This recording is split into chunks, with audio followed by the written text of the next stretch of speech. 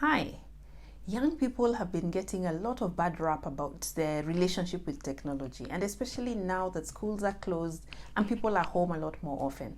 So I understand that the adults in your life as young people are bringing you a lot of grief about the time that you're taking online.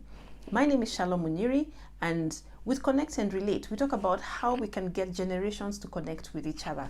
So today I'll be talking to young people. The big thing that has been disturbing the adults in your life is how much time that you're taking online. But here's the thing, they probably are also operating from a point of fear and a point of lack of knowledge of what exactly you're doing online. Today I want to talk about three things that are causing concern.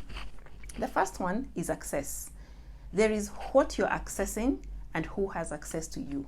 Every parent is rightfully worried about the people who have access to their child, because we have everything from molesters to people who are ready to take advantage of you and the information that you have, that are able to access you online if you're a bit careless with how you're giving that information.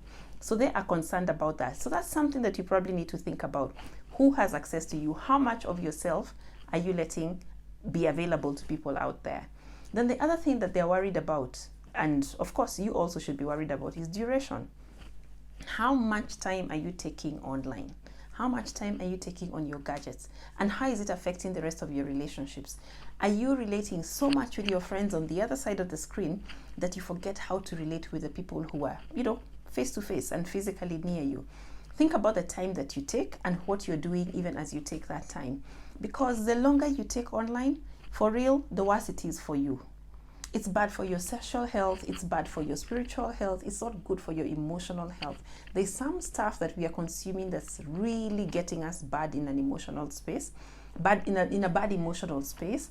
And when we talk about the depression that young people are getting, a lot of it is coming from the time that we are taking consuming certain things online. Which brings me to the third thing, the content. What are you doing? What are you consuming when you're online? And another thing that you need to think about is what are you developing as far as content is concerned? Because for every photo that you take, I read somewhere that the internet does not have a delete button. So every photo that you take, every video that you post is going to be on the internet forever, because somebody somewhere will have grabbed a hold of it. So those are some of the things to think about. Access. Who has access to you? And what are you getting access to? Duration. How much time are you taking online, and is it even safe for you? And then the third thing is to think about the content that you're consuming and the content that you're producing. Now, how to manage to control that? There are things that even your parents and the adults in your life have put in place. And this could be filters and apps that control how much time you're taking online.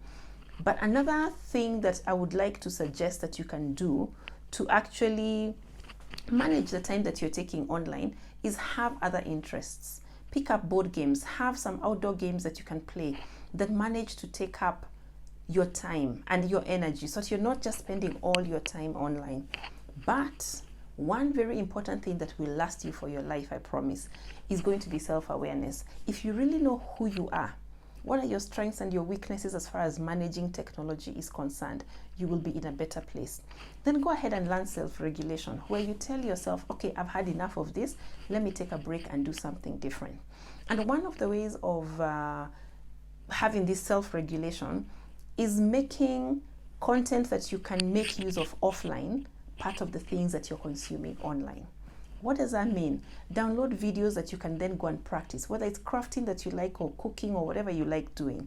Download videos that you can then use offline to practice, with something physical and tangible that you're doing. Because this is what my hope and prayer is, that even as generations connect and relate with each other, it's not acrimonious, it's not with bad blood. I would love that you and your parents get to the point of understanding each other enough that your time online is not such a big deal. My name is Shalom Muniri, and I'm working for Retro Group and looking forward to having lots of these conversations. Thank you.